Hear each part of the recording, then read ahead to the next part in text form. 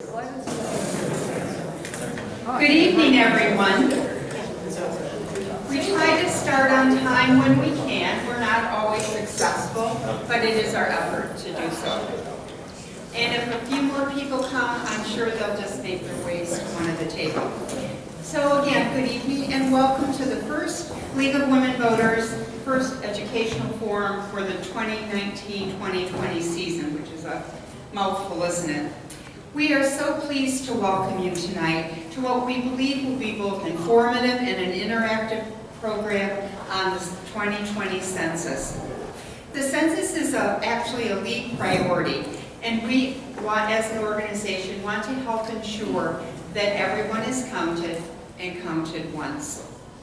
But before we get into tonight's program, for those of you who may not be familiar with the league, I'd just like to share a little bit about who we are. And it's not just women anymore, so please consider joining if you are also a gentleman. The league was founded in 1920, just 6 months before the 19th Amendment to the United States Constitution gave the women the right to vote after a 72-year struggle. I never like to use the word right because we've always had the right to vote. It just wasn't always legal to vote. So from the very beginning, the League was a nonpartisan grassroots organization whose leaders from the very beginning believed that citizens should play an important role in advocacy. We're nonpartisan and we encourage the informed and active participation in government. We seek to influence public policy through education as well as advocacy. And tonight's program accomplishes both of those objectives. First, educating the community on the importance of the census and providing our members and members of the community with ways to help ensure that everyone is counted. Following tonight's presentation, we will be discussing ways at the tables of how we can actively support the work of the census. Tonight we are pleased to welcome several people with us. Susan Perry of the United States Census Bureau, and she'll present information on the census, what data will be collected, how it will be collected, what will not be collected, and a timeline. Next, we have Alex Yerelson of the City of Rochester and the Rochester Metro Complete Count Committee. Now, he'll go into a little more detail about exactly what is impacted in our society by the census. He'll also share the census, the Complete Count Committee's objective, who makes it up, and what their timeline is. We're also fortunate tonight to have some chairs of some of the subcommittees that work on the Complete Count Committee. Sherry Johnson of the Monroe County School Boards Association and Cynthia Dana of the Monroe County Libraries will share some important information for you. When we are done, we will be making some time to brainstorm ideas on how you can help support the work of the Complete Count Committee. Maybe as the entire committee as a whole, but also the number of subcommittees that you might see, oh, I belong to that, or I might be able to help in that way. So we do have some discussion points that we will be discussing at the tables. After that conversation, you will, in brainstorming, we'll just kind of report back, and depending on our timing, we hope to hear all of the ideas you've generated, and then those ideas will be compiled and sent to the Complete Count Committee for their use, and also for the subcommittee's use. So at this point, I would like to welcome Susan. She is our first speaker, and we are very happy to have her here tonight.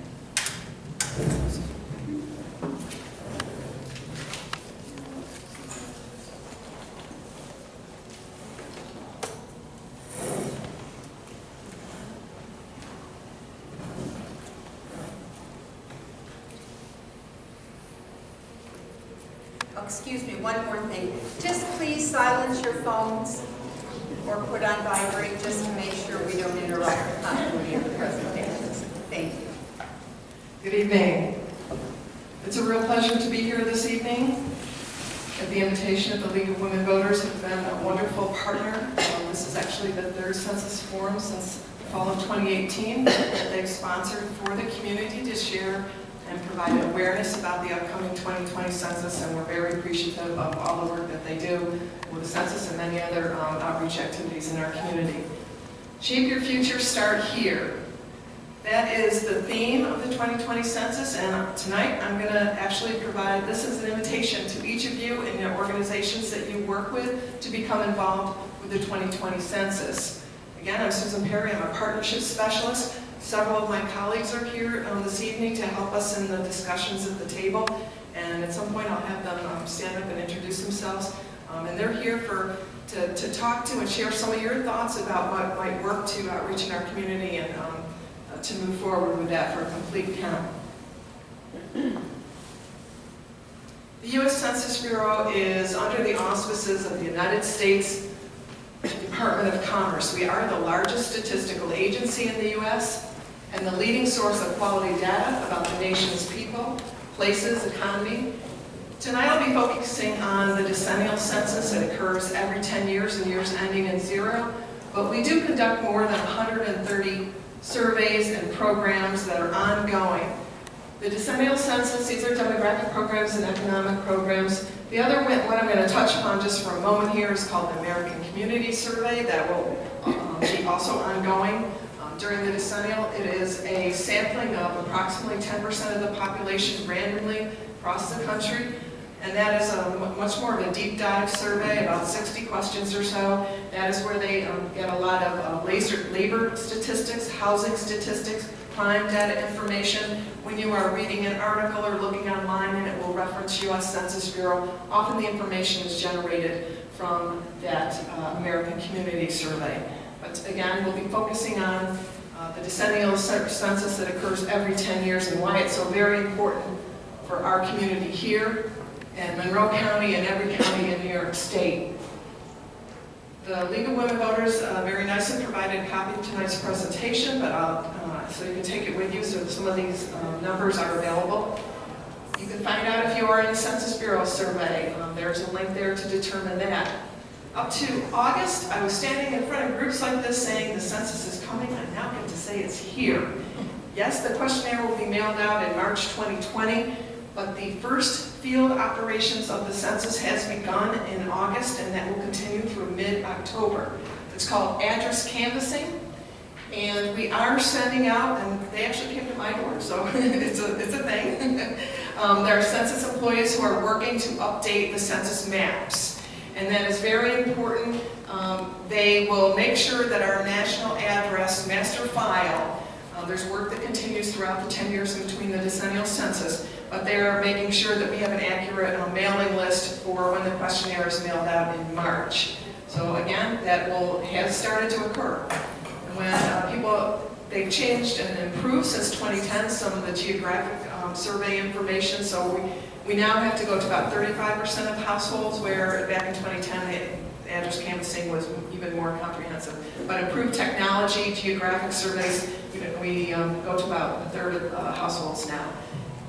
Because, again, we now have people coming to the door. They come and ask, is this address, confirming an address, is this a single-family home, or whatever type of housing unit it is, and then they just mention it's part of the census, the upcoming census. But people might be question whether it's a real census taker.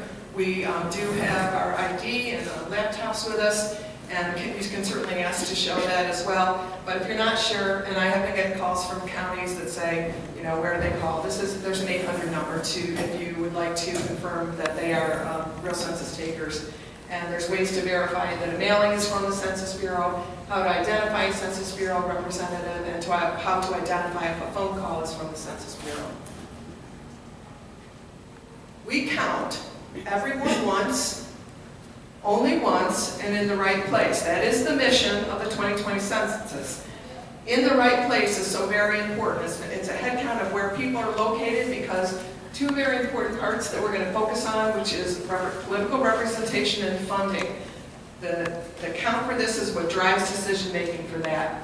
The U.S. Constitution does mandate the 2020 census every 10 years in Article 1, Section 2. It has been conducted every 10 years since 1790. The first director of the census was Thomas Jefferson. And at that time, there were 13 states in 1790. They had about 650 enumerators, or census takers, to count about 3.9 million people in the population. The last census in 2010, we grew 650,000 enumerators to count across the country. It is the largest operation that this country does outside of wartime. We're going to hire about 500,000 people, part-time, temporary people across the country to help us complete the 2020 census. The message tonight, I hope we leave with, we're going to repeat it several times, that the census is safe, it's important, and easy. It determines the number of seats that each state has in the U.S. House of Representatives. It defines congressional and state legislative districts and closer to home school districts and voting precincts. Think money. It determines the annual allocation of more than $675 billion in federal funding. In New York State, that's about $73 billion in federal funding. Again, each year, that is driven by this once every 10 years, and that's why it's so very important. It only occurs every 10 years, so if we miss someone in 2020 and they're looking at whether school funding or Medicaid funding, they're determining where grants should go. If we miss them then, they're not, it's good for that 10 years, so it's really important that we get it right, and we need your help to do that. Programs, Medicaid, SNAP, highway programs, Section 8 housing, infrastructure, special education grants, the National School Lunch Program, WIC, Head Start, foster care, all programs that are driven by the decennial census count. It provides important insights to governments, businesses, and community planning groups. Businesses use it to determine where to place their business and whether to expand their businesses. Government uses it to make decisions about schools, roads, where roads should go. So it's incredibly important that we get this right. It's safe. I'm going to talk twofold this evening about the safety of your information. One, the legal protection, and secondarily, the cyber security. The information the census collects is private information. It is never published, including names, addresses. We never ask for a full social security number or telephone numbers. The Census Bureau collects information only to produce information on the statistical level. I'm going to show you an example of a census tract as we move forward. And the other important thing to mention tonight is that personal information that we collect is never shared or never used against respondents by any government agency or court. That includes local law enforcement, that includes immigration, such as ICE, it includes the IRS. So again, this information is not shared, only released on the statistical level. Myself and the other census employees in the room, even when we leave employment, are sworn to protect confidentiality for life. And that's under U.S. called Title 13. Violation of that is considered a serious crime of potential penalties and prison time. The other aspect to mention, you might have been hearing about this. I'm going to talk a little bit more about it. This is the first time there's an online response option for the 2020 census. There are other ways to respond, but people are going to be having questions about cybersecurity and the safety and security of the information that's collected. From the beginning when we collect that information to the end, that information is encrypted and put behind computer firewalls so that it's safe and secure. We follow industry best practices to protect your information from external threats, and we use the advanced ability to continually identify and protect your information. It's easy. Very exciting this year, there are 4 ways to respond in 2020. When you get that mailing in mid-March, it will invite you to respond online. The week of March 12th, mailings will be mailed out across the country. And we're encouraging that response. And that's what that first letter will be, that invitation will be. In addition, for the first time in 2020, there is a phone response option, if you prefer to do it that way. And we will have, for households that have not responded, we'll have continually reminders that are mailed out, postcards or letters. By the 4th mailing, if we haven't heard from that household, we will automatically send out the paper questionnaire. So we know that perhaps seniors or immigrant populations might be more comfortable with that. I want people to understand that yes, it's the first time we're having the online response option. It's not the only way, although we are encouraging it. And if you don't respond that way, that's when we come out. We knock on your door. We send out census takers to collect that information. The information we collect is name, age, date of birth, race and origin, whether Hispanic origin, relationship to other people in the household, gender, tenures, and what we call operational questions. And as I mentioned, we never ask for a full Social Security number, money or donations, or any credit or banking information. Just to touch on quickly on language support, in addition to Englishes, there are 12 languages that we have support. We expect about 99% of the population to cover that. In addition, altogether, 59 non-Englishes languages that will be supported in the census. We know there's other ones. We know in the city of Rochester School District there might be other languages. That's part of the role here of partnership, to work with organizations like this and other, whether it's a business or government or a nonprofit group. If you know of an organization that might need that, and we'll work with partnership to make sure we can reach out and have some of the language support that might be needed. And this is just a kind of a capsule. You've got this information in front of you. This is the dates, the timeline. Again, mid-March is when the questionnaire, that invitation to respond goes out, and those reminder mailing schedules as well. Again, safety. It's easy and important. How can you help? Share the message that I mentioned, that it's safe, easy, and important. How to do that? Your organization, whether it's your church, whether it's a volunteer group that you're involved in, whether it's your employer, whether it's working through a volunteer organization, whether you're working with a government agency, all ways to work with us and develop programs like this. We can go talk to groups, we can talk to employee groups, you guys can really take the lead with this, some out-of-the-box thinking that will outreach to the community and help us to promote census jobs as well. And information again provided. There's all applications are online this time in 2020. We encourage everyone to apply that might have interest. Most of the jobs are next spring and summer. Just to let you know that, some people have applied and they may have heard that they've applied, but most of the jobs are next spring and summer. These are key milestones we just released, and maybe you can touch on that, you might not even know about it. We just released our new Statistics in Schools program, so we'll be hearing a lot more about it. Actually, it's a very comprehensive program with classroom lessons that can be provided to teachers in schools. And we know in certain populations, like the city of Rochester, children really become the voice of the parents sometimes in some of the secondary language households. So that's part of the big efforts that we're doing with partnership. In addition to the grassroots partnership that we do, there will be a national advertising campaign that you will see come out in January 2020, television, radio, print. We will also have various minority kind of niche medias, different languages and groups that can reach into our minority populations. There's something we love acronyms in the federal government, and there's something called group quarters, which is just GQ, and that's college dormitories, nursing homes, prisons, anywhere people are living together in residential. And we work with those organizations to make sure, again, we count everyone. We count everyone, citizen or non-citizen too, to answer that question.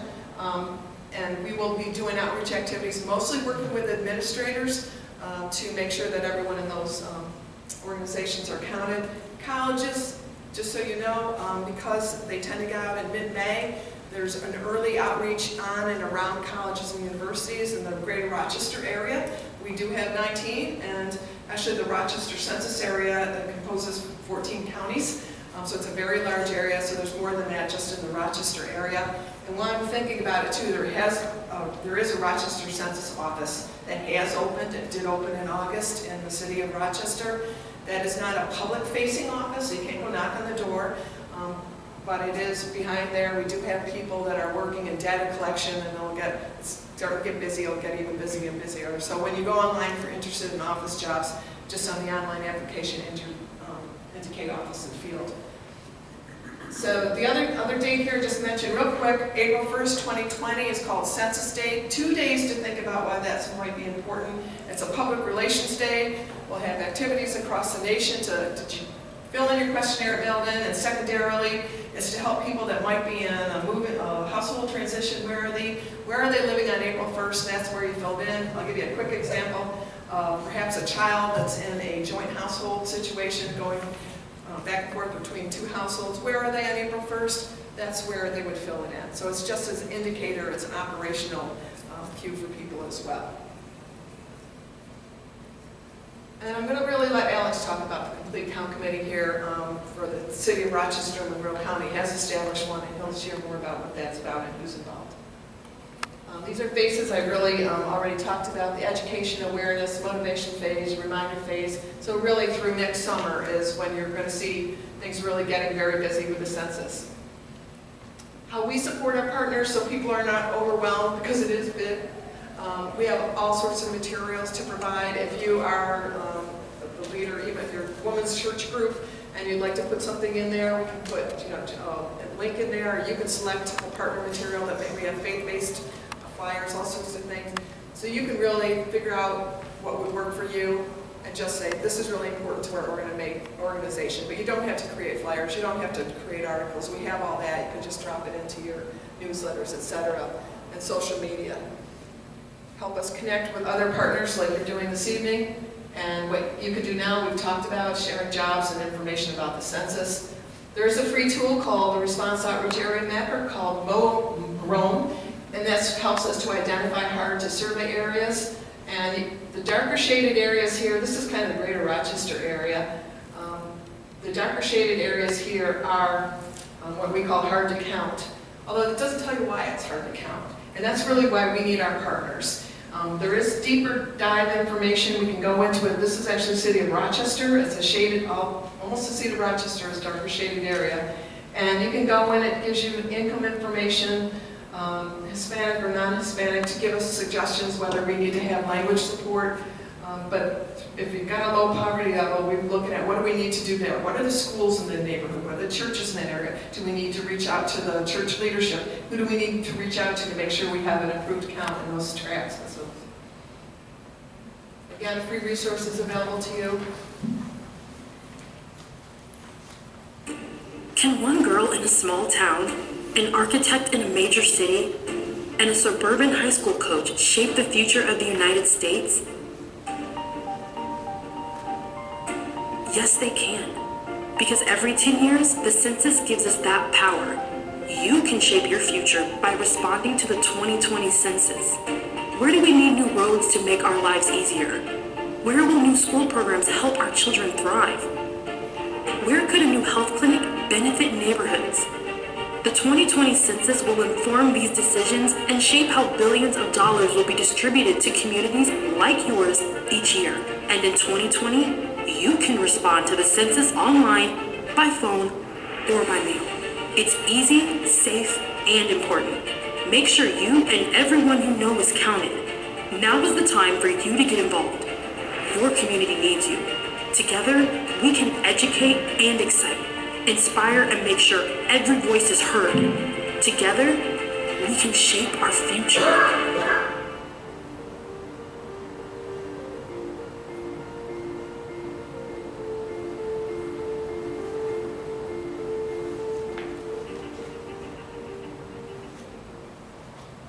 We are on all social media. An easy way to follow information and to share with your community is to share that. And our contact information is in the packet of provided to you. I'm going to just keep moving to the next discussion person. And we'll deal with questions a little later after everybody has a chance to talk. Just going to move out of the way.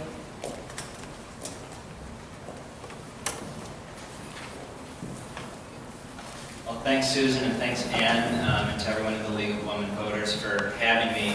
That was a really good transition, because what I'm going to talk about is the role of the Complete Count Committee, which, in our mind, obviously, the role of the Complete Count Committee is to help the census count everyone once, only once, and in the right place, but to really focus on the hard-to-reach populations. The census does a great job every 10 years of going and getting the vast majority of people in this country counted.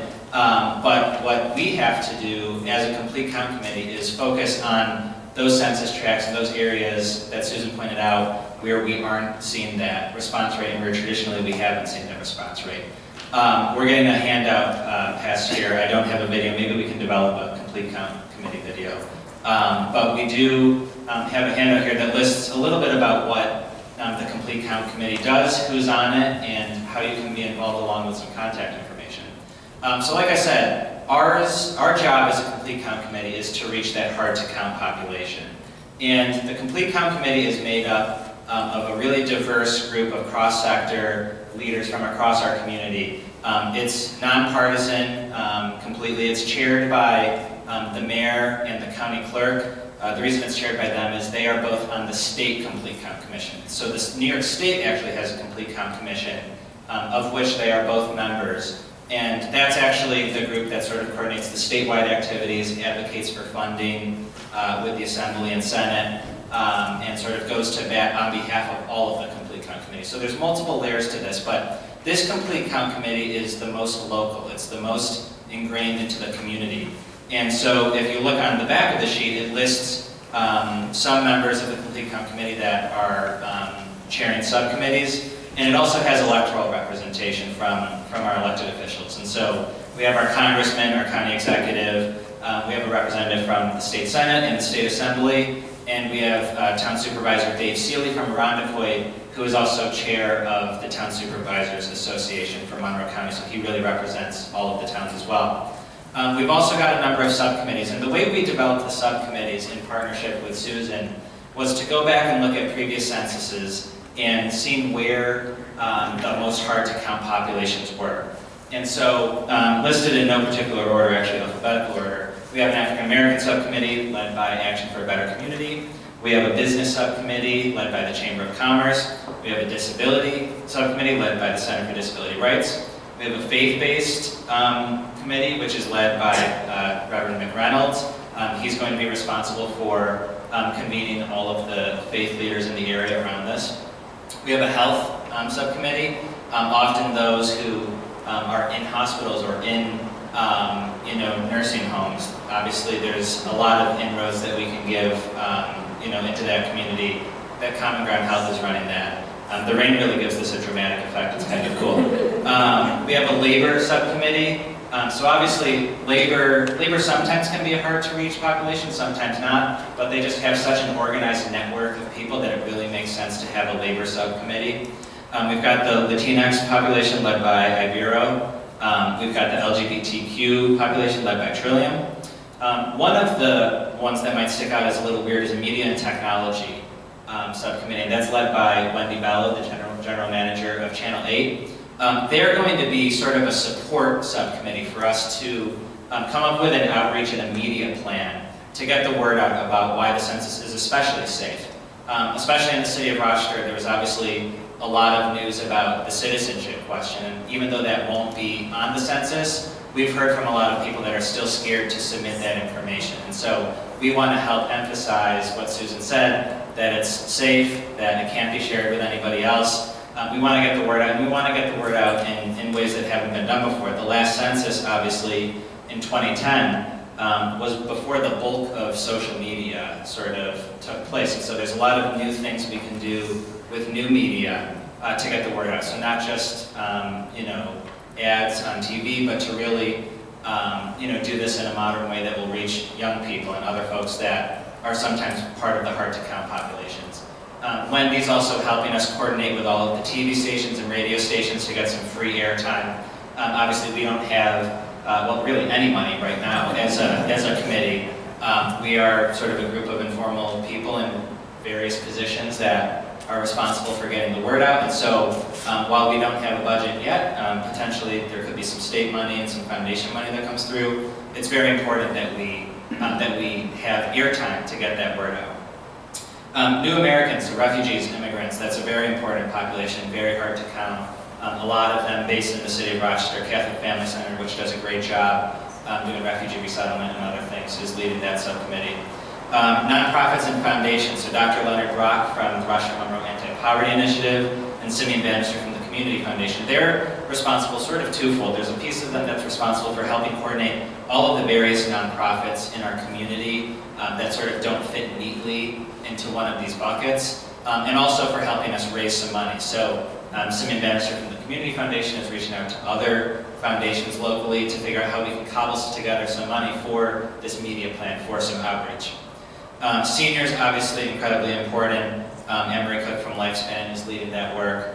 I already mentioned Dave Seeley from the town of Irondequoit, who chairs the Monroe County Supervisors Association.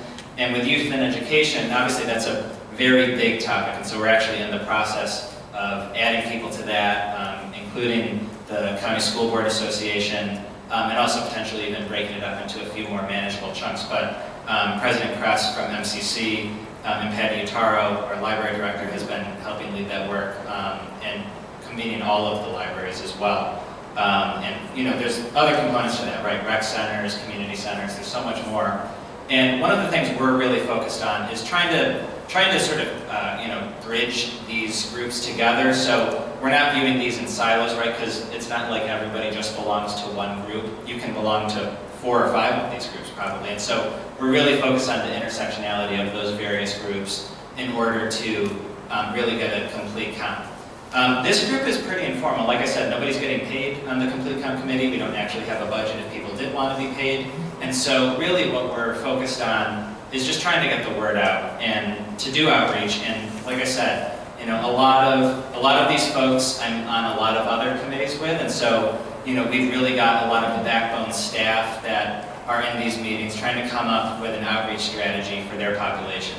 So the goal of each subcommittee is to come out really specifically with a targeted outreach plan to reach out to all of the hard-to-count populations. So we're not rethinking the census, whether it's good or bad. We're not getting too vague with it. We have each committee has a very real goal of coming up with a plan for their community in order to get that strategy implemented.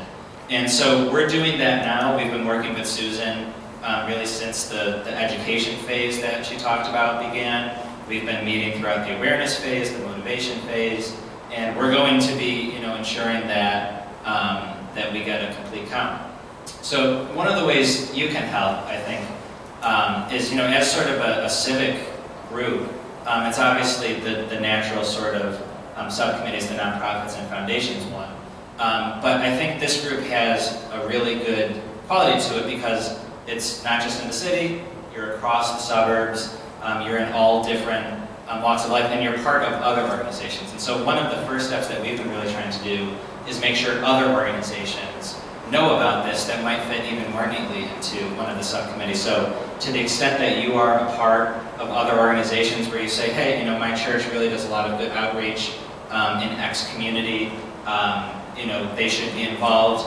You can send that information. If you know the person or the organization who's the subcommittee chair, feel free to reach out to them directly. If not, Eitan Sirkovich, he is in the back right there.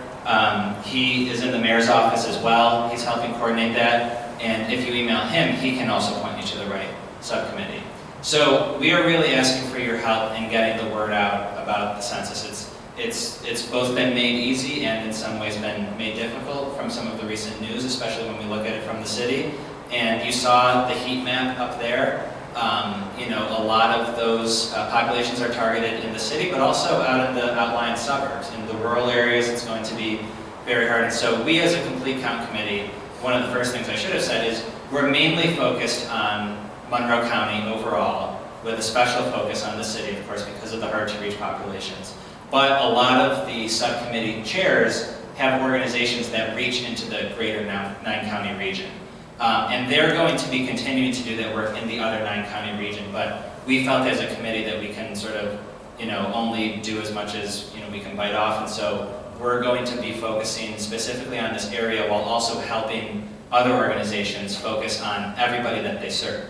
And so we're not going to be, if someone approaches and said, I want to help and I've got a lot of connections in Wayne County, we're not going to say, you know, no, we're only focusing on Monroe County, but we'll point them in the right direction and maybe even help them. I don't know whether Wayne County has a Complete Count Committee set up, but maybe we can even have them sort of be the impetus for some of these outlying counties to set up a Complete Count Committee. And so, you know, this committee so far has had 2 full meetings, and we've asked each subcommittee to have 2 of their own meetings to reach out to a broad network of people that might be interested in being involved. Again, the people that we're looking for this isn't really a photo op for these people. This is a working group.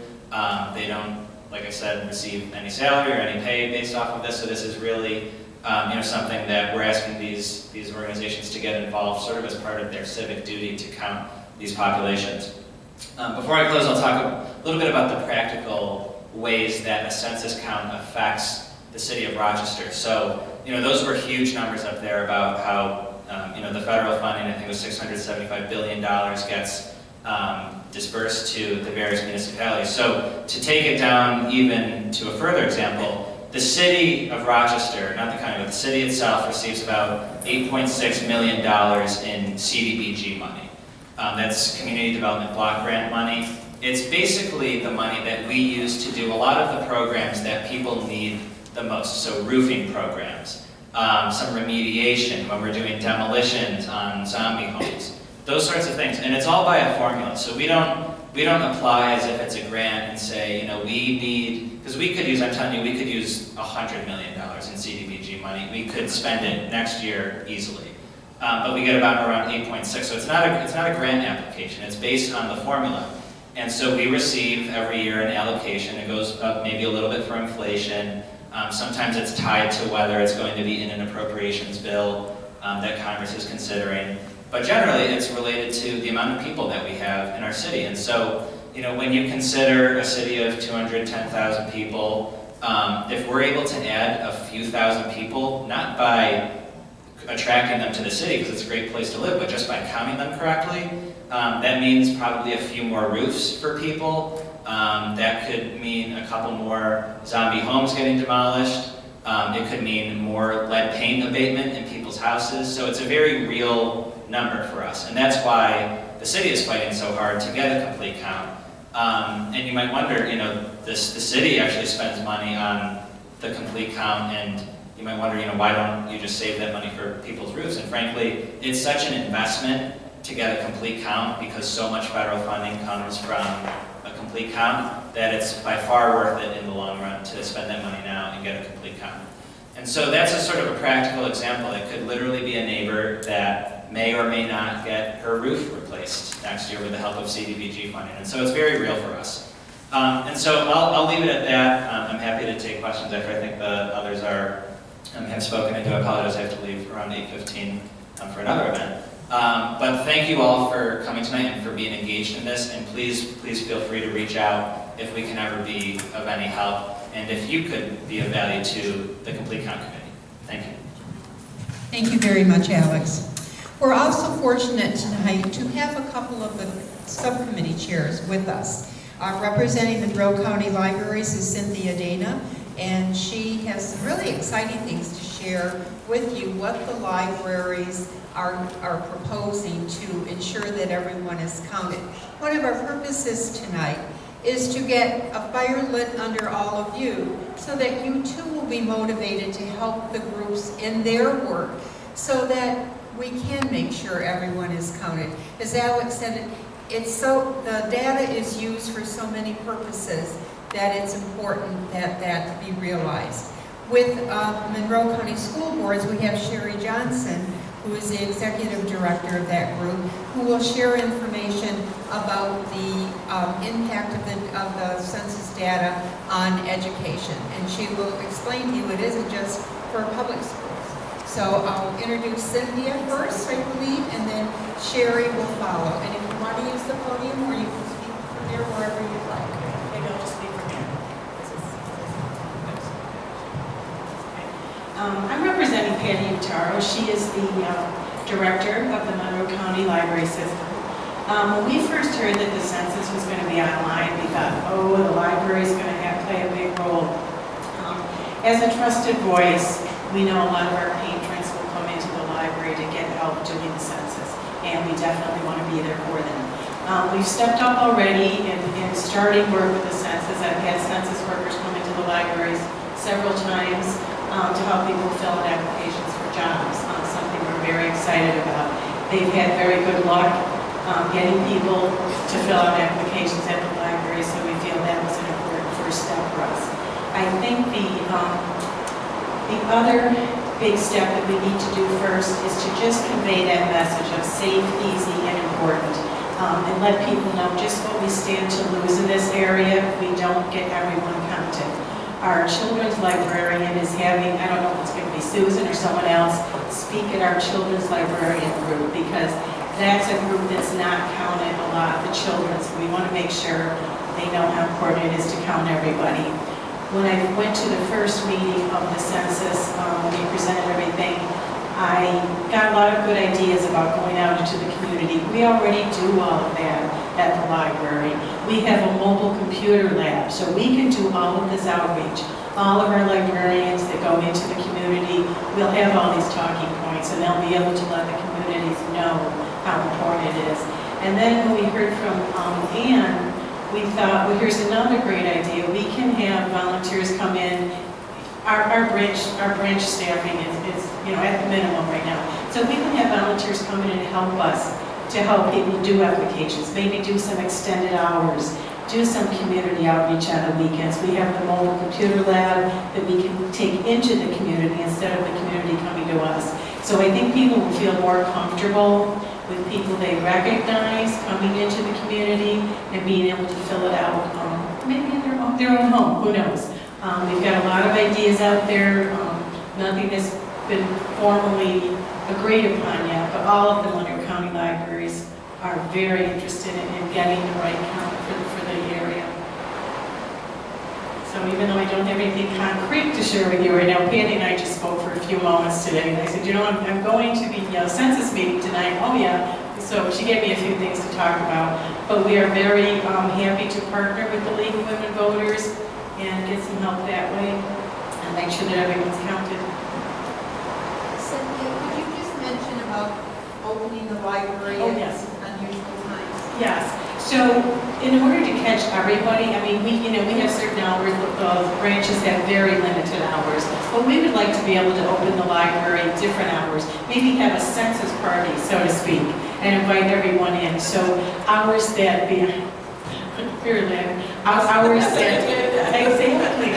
hours that the library is not normally open. So people that work, people that just can't get to the library. Maybe we could do some kind of shuttle to get people into the library. They already come to us for internet, so I think this is just going to be a no-brainer that they will come to us for a lot of this. Thank you. You're welcome. All right, I am going to stand, and I do have, I think my program director, Becky Schultz, handed out the presentation. There's just 2 pie charts, and I'm going to pick off what Alex talked about with regards to some specific numbers related to the census. And I want to thank the League of Women Voters for having us come today. If those of you who don't know who we are, the Monroe County School Board Association has as its members every school board member in all of our school districts in this county, plus Victor in Ontario, Holly and Kendall in Orleans County, and all the superintendents are members of our association as well. We provide professional development and advocacy opportunities for those members.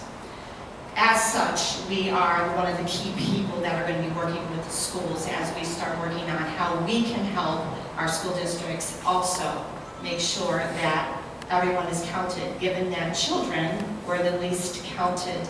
Where's Susan? She has the number, like 2 million people. Our 2 million children were the least counted in the last census, so we want to make sure that our kids are.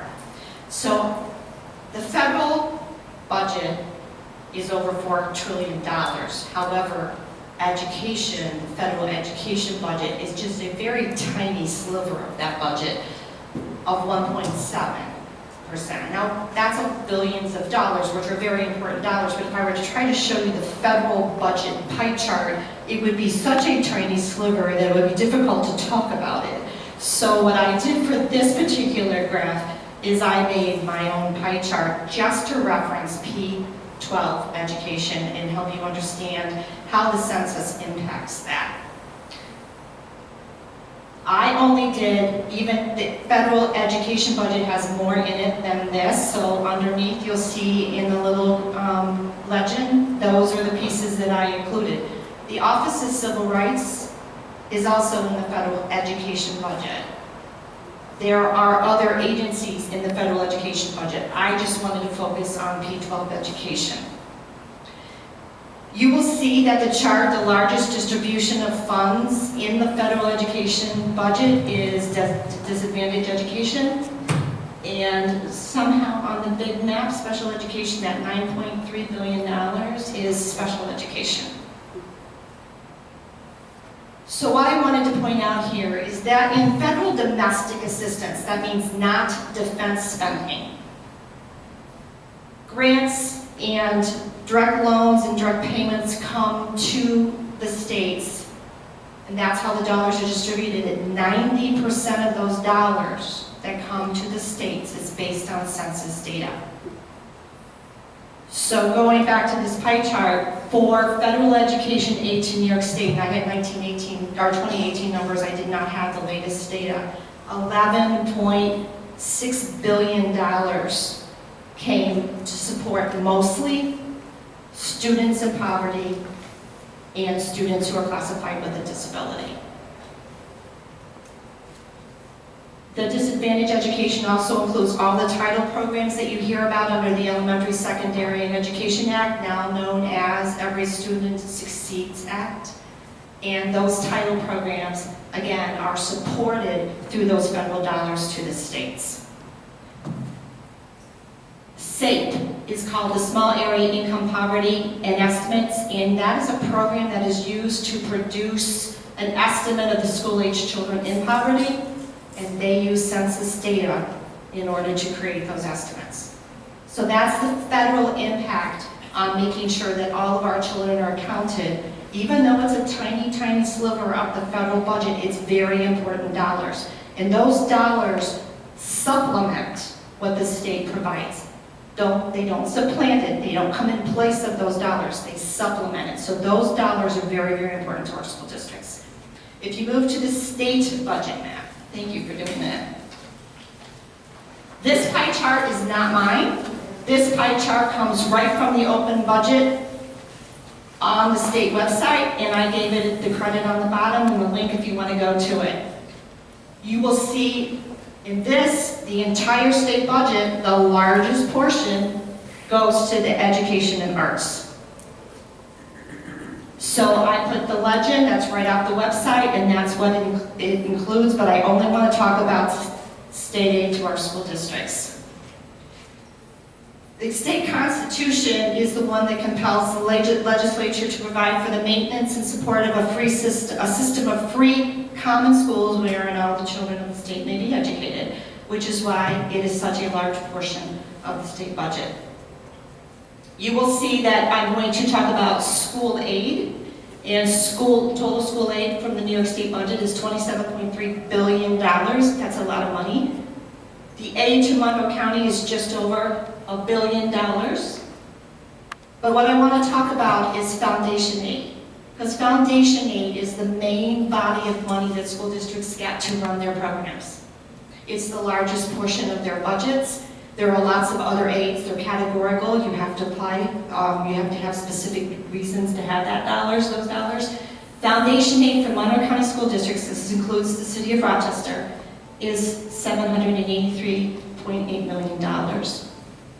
The foundation aid formula includes a census count for poverty in those dollars. So when we undercount our children, we diminish the funding both from the state level and from the federal government level. Just to give you some general statistics, the poverty rate for our Monroe County suburban schools is 35%. But that's just an average. Many of our suburban school districts have overall poverty rates of over 60%.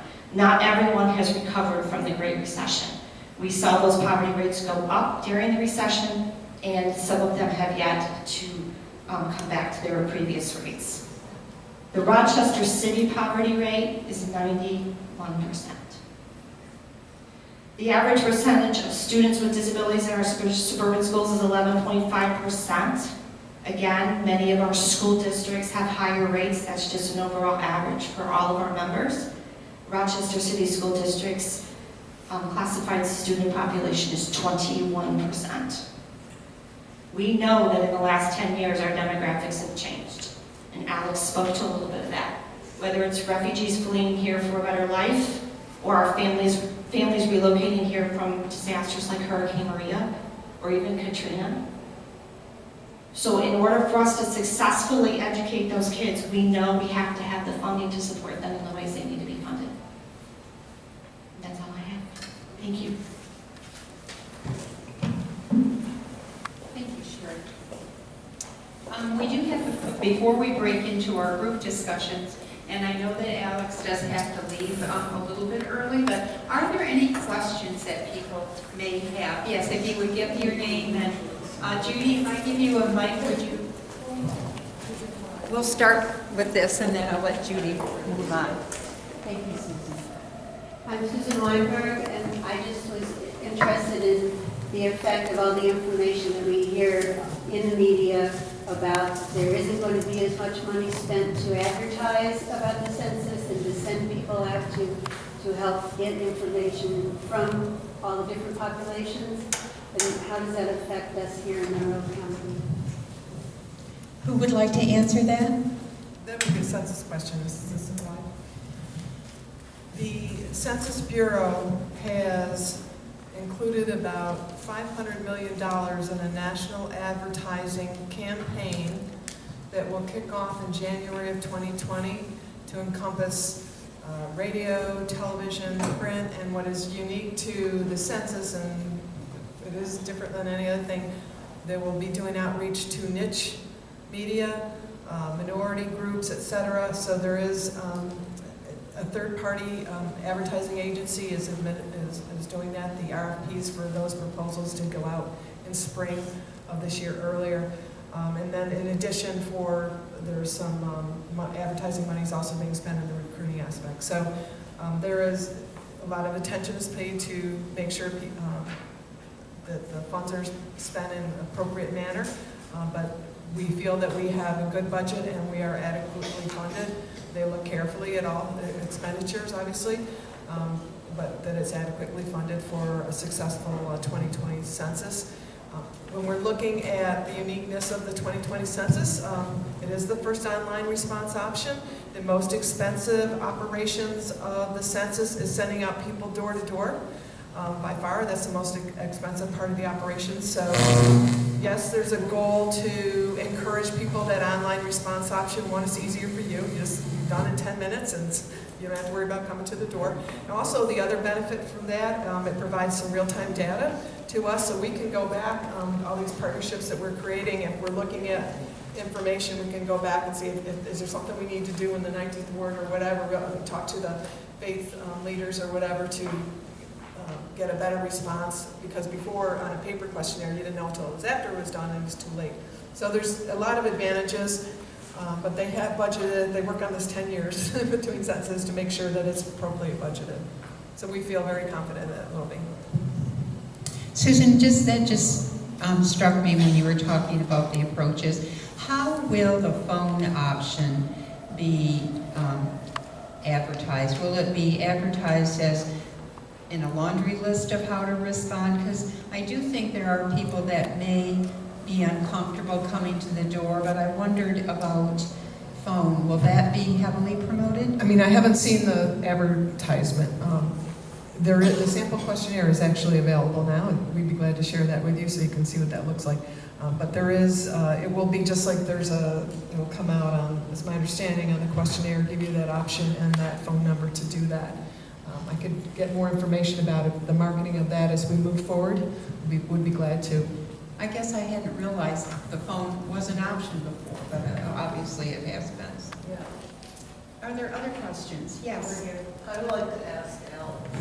I'm sorry, can I let that gentleman go first? And then Regine, thank you. You can take that to be next. Go ahead, sir. I have a suggestion. My name is Herman Vogelstein. My name is Herman Vogelstein, and I have a suggestion.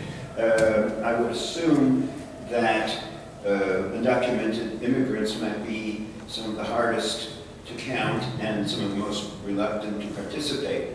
Now, there are organizations that regularly work with them and help them when they are in trouble, and so these are people whom they trust, and I would assume they would be more inclined to cooperate with them than just a census taker whom they've never met before. So I'm thinking of organizations like New York Immigration Coalition and Rochester Rapid Response Network and Alianza Agricola. So would it be possible to get organizations like that involved? And if so, let's say I let them know, who should I tell them to connect to in the hierarchy of the Census Administration? No, that's a great point, and that's exactly why we want to be at these events, to make those connections. There's really two groups that I think would probably be most beneficial. The New Americans group is the most direct, and I know that Marlene Bassett from Catholic Family Center has reached out to some of those groups. She's convened some of those stakeholders, and so I can make sure that she has reached out to those groups. And then the second, specifically for the Latino population, Hilda Escher, since this committee has been around so long, this is from when she was the head of IBERO, but she's still leading up this effort among the Latino population specifically, and both she and IBERO have worked very closely in the Puerto Rico response to interact with all of those families that have come here in search of a better life. And so those are the two groups that they would be most probably active in, and I believe they've been connected, but we will make sure of that. Thank you. I just wondered if your committee was a new idea. Is this the first year it's been enacted? So no, it is this Complete Count Committee's first time, right? So this committee isn't active during the off years, essentially, of the census, but there are Complete Count Committees for every census. And it's really the only thing that changes are, who's on the committee, what are the strategies to reach these populations. But it's my understanding that these committees have been around for quite some time, and it's sort of the natural route for a community to organize itself to reach those hard-to-count populations. Well, very good idea. Thank you. Anyone else? Yes, sir. My name is Bob Krogstad. Did you say that institutions, the officials at the institution, will take the count, or that they would facilitate handing out the forms, like dorms and stuff like that? It varies from, the question was about what I mentioned, the group quarters Yes. count. So it does vary how it's done from organization to organization, but essentially, my understanding is that, for example, a skilled nursing facility, the administrator we work with them to share that information. Again, like a correctional facility, working with the director of that. Colleges are a little different. They're unique because there's really an on-campus effort and an off-campus effort, because we can work with, and we're working with the colleges and universities. Is very important. That because colleges and universities are counted as a residential campus where they are living that 9 months of the year. So that's important to understand too. For parents of college students often ask that question, but they are counted here. So we'll work with, for example, whoever is in charge of the dorms on campus, and they can get that information in emails. They have already an existing network. The different part is really off-campus housing, and that's where we have to do early mailings around the perimeter of universities and colleges that are residential. So we know people that aren't always a college student that live around a campus, but they will be captured in that early, captured, not the right word. They will be counted in that early enumeration around the campus. Given the possibility that someone will list at school and the parents will list them at home, do you do any kind of cross-check to make sure somebody's double listed? That's a great question. The question is, especially with college students, that comes up often because with parents kind of at home or on campus. There is a duplication process that we do to look at that. We don't share the details of that operationally because we would be concerned that what we call a bad actor could figure that out and do that. But yes, there is and not just college students, there could be somebody else that's being counted. So there is a process to check for duplication. Again, our goal is an accurate and complete count, and mostly what we talk about with hard to count population is the concern with an undercount, but we want an accurate count, so we don't want an overcount either. One last question. For people like migrant laborers, admittedly you're going to capture where they are on April 1st, but for purposes of distributing government money, is there any allowance made for the fact that they are not there all year, but they are present in many different locations over the course of the year? And the question was regarding farm worker support. Yes. We've done a couple of presentations. We did one just last Thursday to the agencies that serve farm workers. That was in Syracuse, and I did one earlier in the summer for the Rochester area. So yeah, it's a real challenge, without a doubt. That's a difficult population to count. Like I said, there's farm worker service agencies that work either the daycare or the nutrition programs to outreach to make sure everybody's counted. So to go back to where people are counted are where they're living or staying most of the year. The April 1st date was kind of that transit where they would be counted, but we know that there'll be some questions, and that's why there's census helpers to help determine where they might be counted. But yeah, it's always a challenge, seasonal workers, but where they're spending most of their time during the year. Thank you. This is kind of an oddball question. My name is Denise Spiker. The other day I saw a neighbor of mine had a couple flags up that said, "Don't tread on me." And I thought, how do you reach out to these folks who are so distrustful of government? Who would like to take that? I can answer on behalf of the city that probably has less of those people than some of our suburban friends. So, I mean, I think the census is a pretty well-established, organization and institution, and maybe they'll like that Thomas Jefferson was the first census director. So, I mean, I think, it's an interesting question. What do you do for some of the groups that are more distrustful of government? And I think that's part of the job of the Complete Count Committee, because it's not just government on it, it's different organizations. So maybe they'll be more trustful of the Chamber of Commerce, or maybe they'll be more trustful of another community group. I think another thing that it's great that the census is doing is that when it hires these enumerators, they're kind of like, in my world, they're like field organizers, but when they hire these people to actually go and follow up on and knock on the doors of people who haven't responded by mail or online or by phone, they're going to be from those communities. So it could even be that person's neighbor. I mean, who knows? Probably not, but it's that sort of micro of a level where those organizers will be hopefully people from the neighborhood, from the community that maybe they'll recognize, and that's another way. I don't know if you figure out any other ways, you probably should run for president. So. And that's an excellent answer. And just to add on to that, the census is a national program, but it happens on the local level. And it is completely developed in that trusted voices, such as the Complete Count Committee, subcommittees, or just a volunteer, that they're leading the census. We're looking for your help so we can help you. But it's really led by the community, and we're here to support those efforts, and we appreciate that. I think Alex makes a good point about, they are going to be people from their own community, and that's where our branch librarians, they know their communities. So they're going to know the ones that have that flag and the ones that might be a little hard to get to. So I think they're going to be a big help in their own communities. I'm an admin out here. I live in Wayne County, and that is Trump country, Trump Central. The people that we're going to have trouble with out there, there's many migrant workers. I don't think that's going to be an issue at all. I think it's the Trump people. They don't like the government. They don't trust the government. I was online at a census webinar, and all of the people were chatting about it. We don't trust Trump. He'll get a hold of it. These people, on the other hand, don't trust the government. They only trust Trump. So you got two things working against it. How do I find somebody in Wayne County? Because I want to be an enumerator. Well, I'll share with you, if we're we've got several. Why don't you guys stand up quickly? And do they go alone?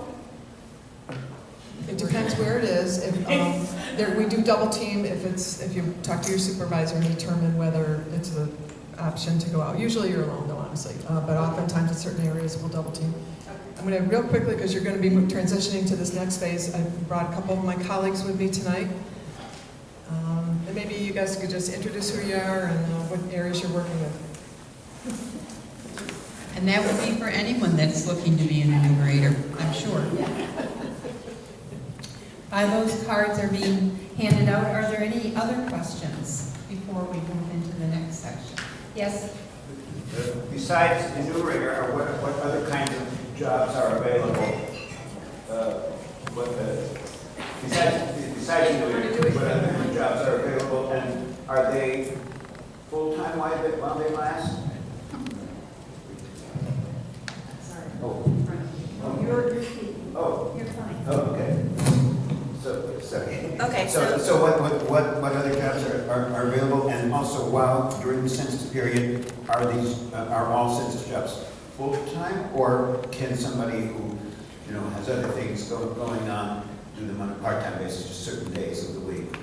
Right, that's a good question. So right now in the run-up to the census, we are hiring some people to be recruiters, and that can be either a part-time or a full-time job. We're also hiring, or might still be hiring at the local Rochester office for like clerical positions, and those would be full-time positions as well. Now, during the census, most of the field positions are to be an enumerator or a census taker. We also are hiring field supervisors. And those positions, really you get to decide your own hours. So they're mostly part-time, but you can work as much or as little as you want, and we'll assign you work kind of based on how much you want to work. And that work will mostly be in your own community. Yeah. Did I get everything? Okay. Okay. Thank you, Kate. Well, let this maybe be our last question, and somebody really has a burning one they want to ask. I'm Joyce Jackson, and I used to work as a housing specialist in public housing. And I have just the mic to your voice. And I have dealt with people that you just could not reach at all. They were living alone. Some that were hearing impaired, some of them couldn't take care of themselves, and they just didn't trust anyone. So how do you get them?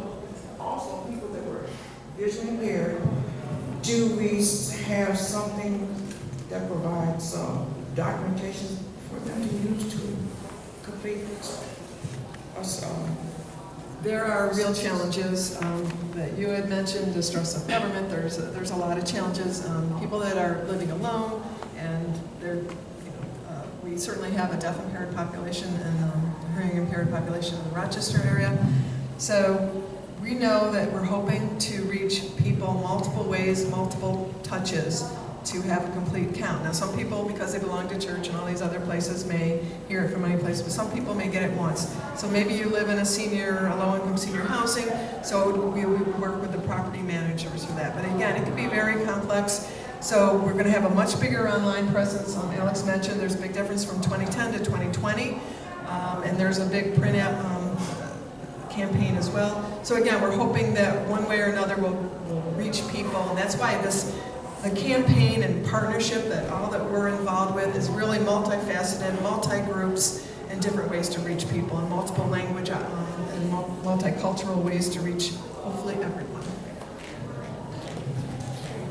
Thank you, but isn't there also a subcommittee for the visually impaired? I remember seeing that. There is, correct, there's a disability subcommittee which would include visually impaired.